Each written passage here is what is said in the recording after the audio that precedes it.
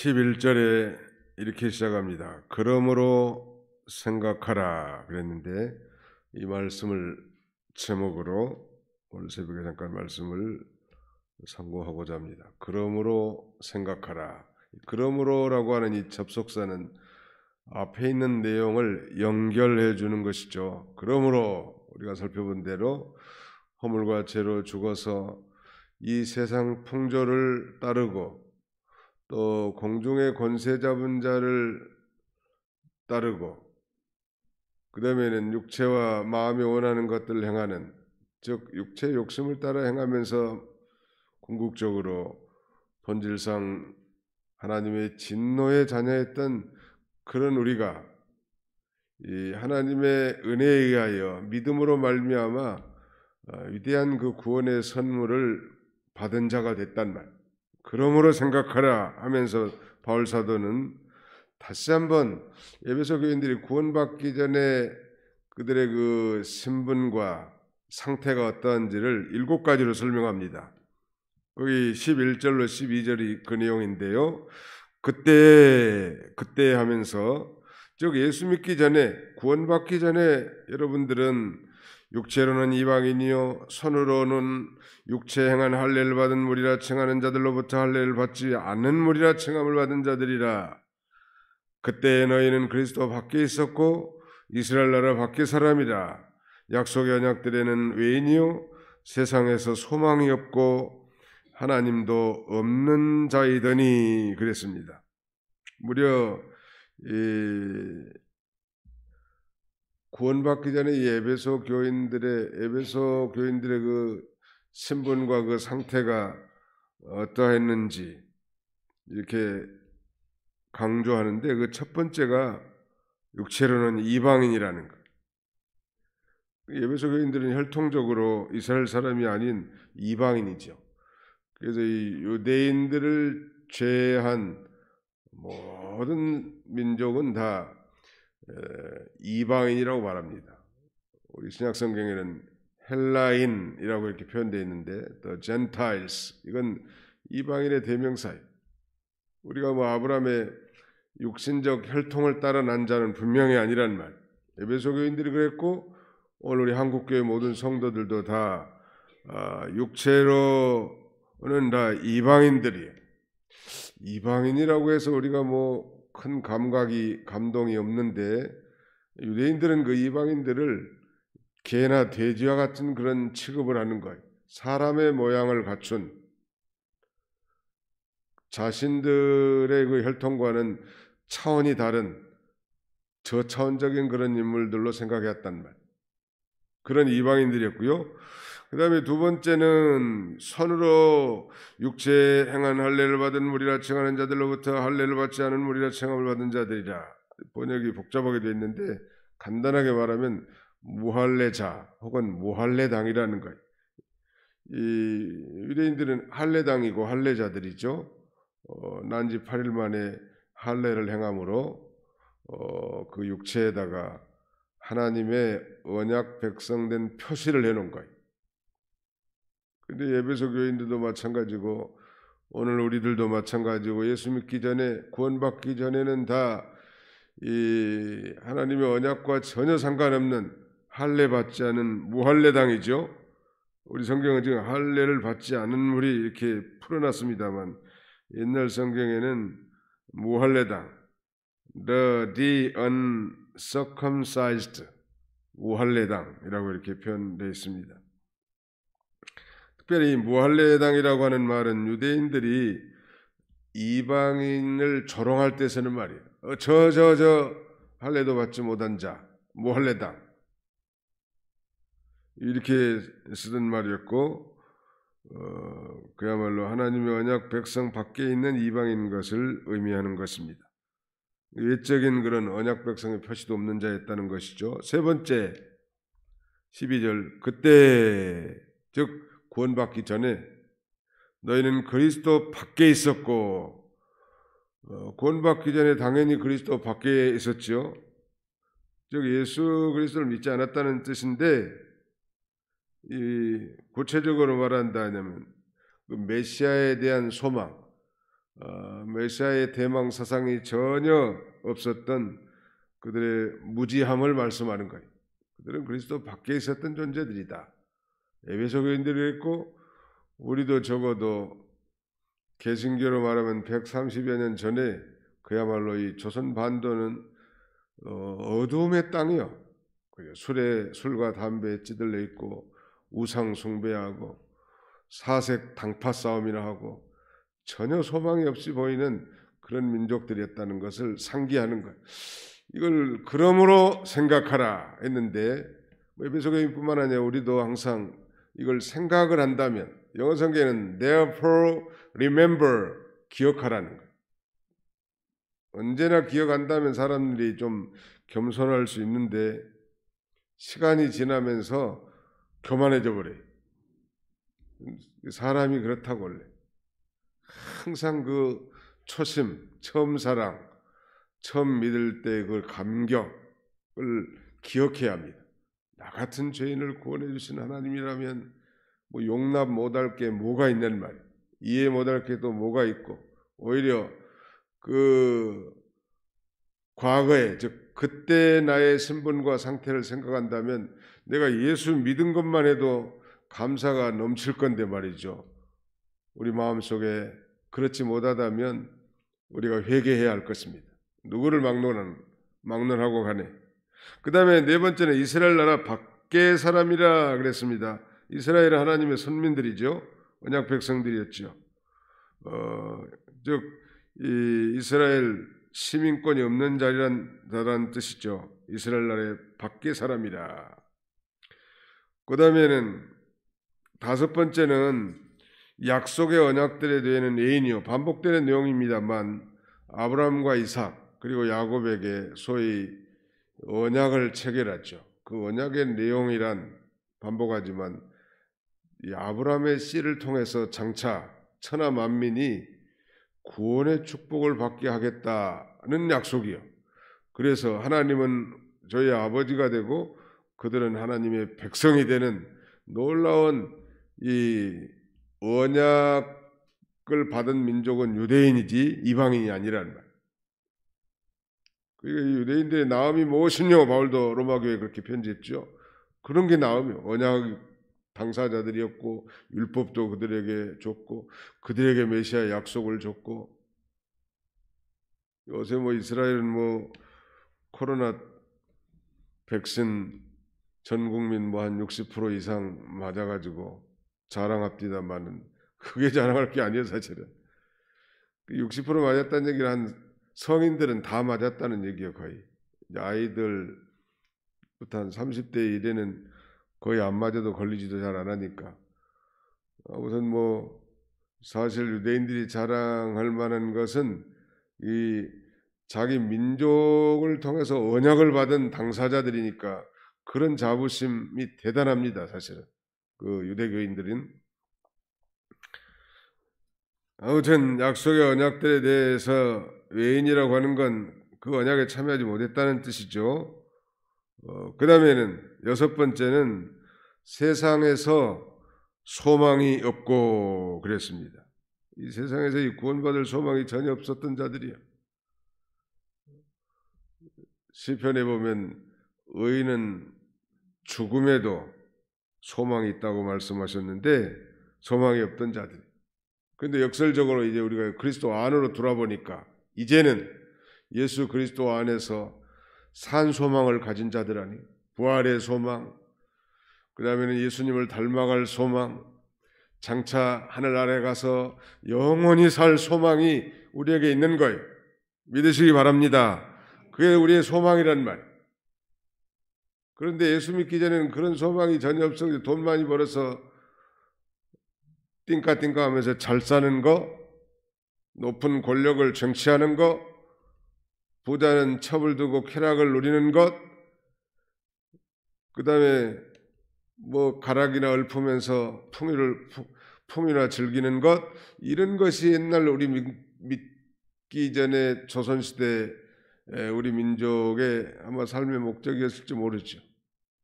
그러다가 뭐 일제에 삼켜서 36년 동안이나 종살이한 민족, 그야말로 참 한심하다. 오늘날 우리 대한민국은 뭐 구원을 떠나서 말이죠.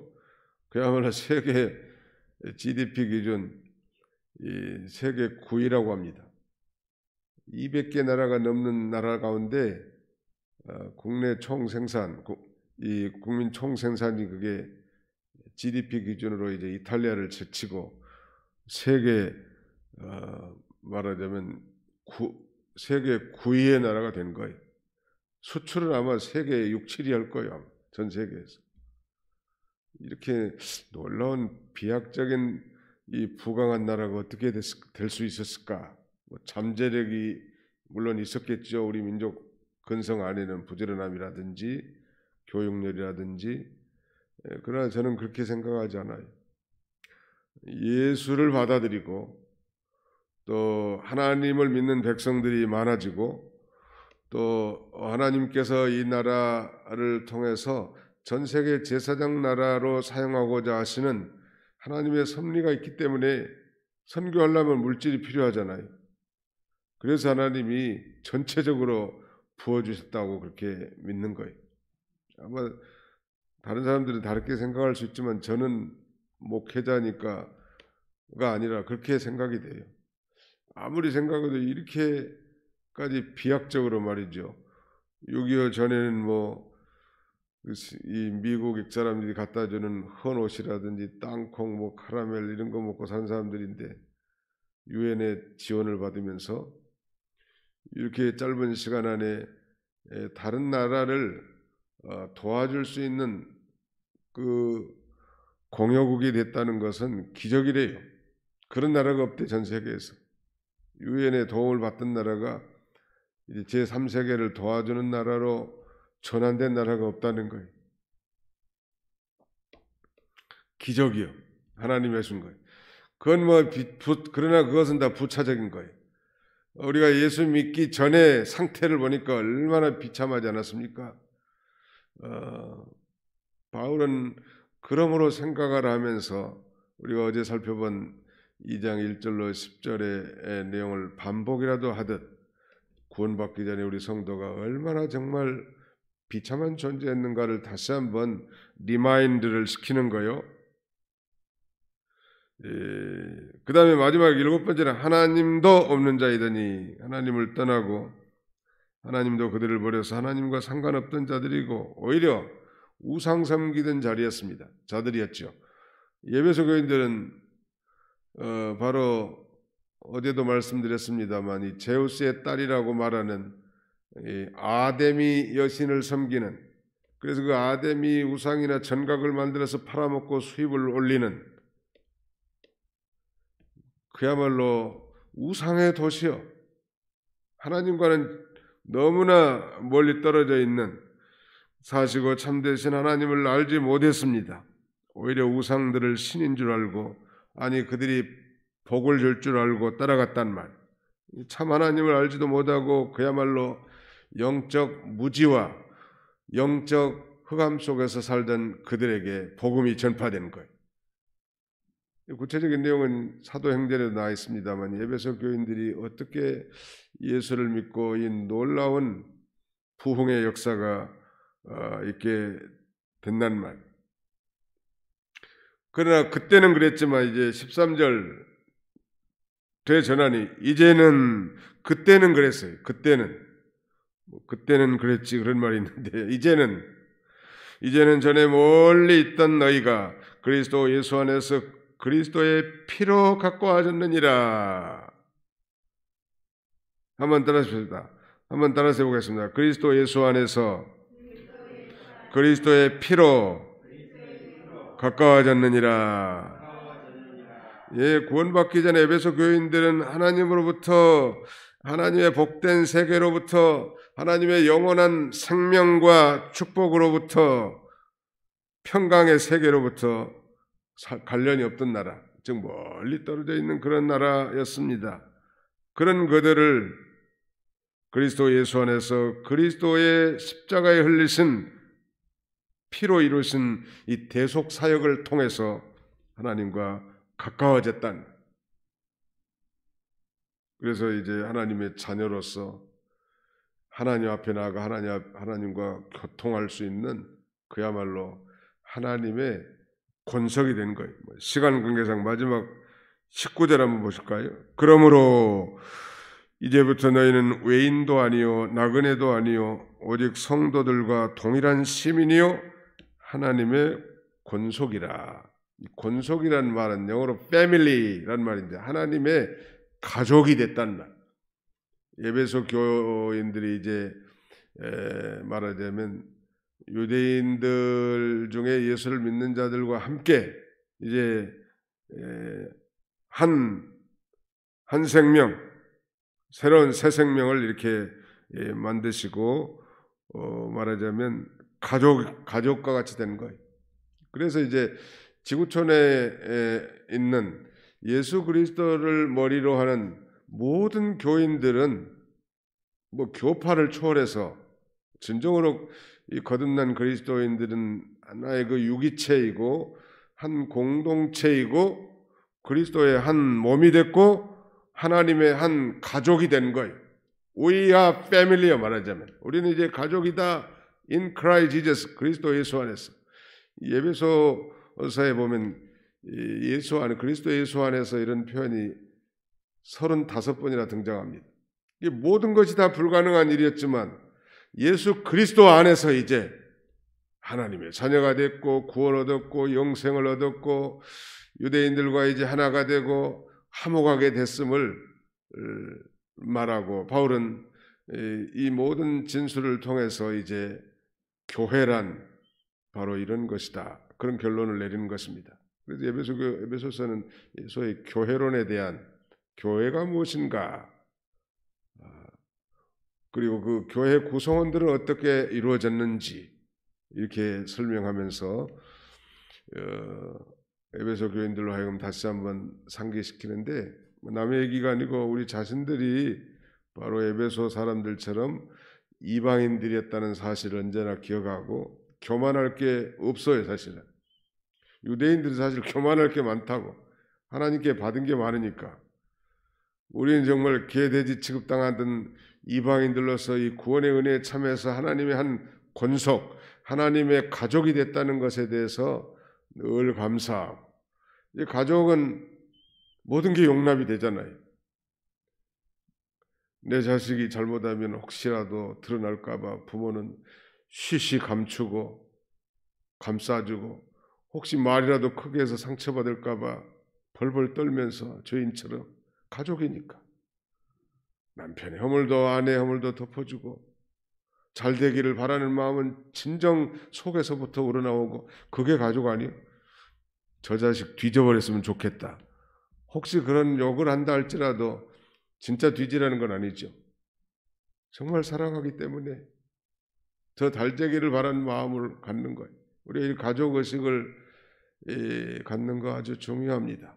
그리고 이제 하나님 앞에 하나님 우리 아버지가 되시고 우리는 그의 자녀들이 다 됐단 말.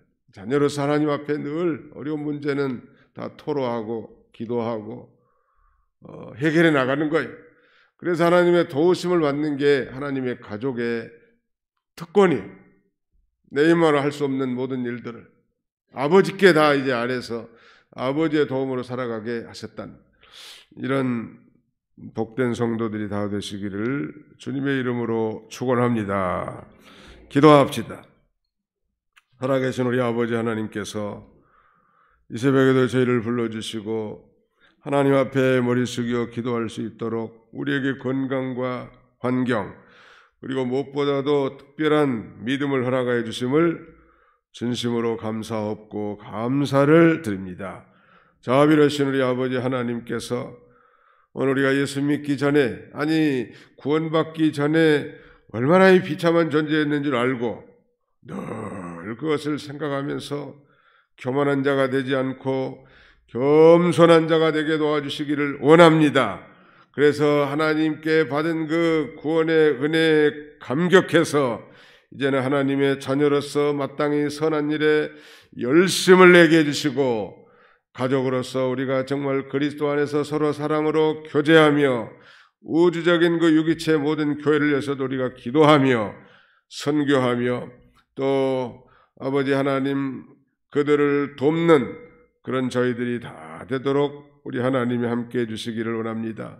거룩하신 우리 아버지 하나님, 오늘도 여러 가지 기도 제목과 소원을 가지고 주 앞에 나왔사오니 주의 성령께서 친히 같이 해주시고 성령으로 충만하게 하셔서 하나님 앞에 간절히 간구하는 복된 시간이 되게 하여 주옵소서.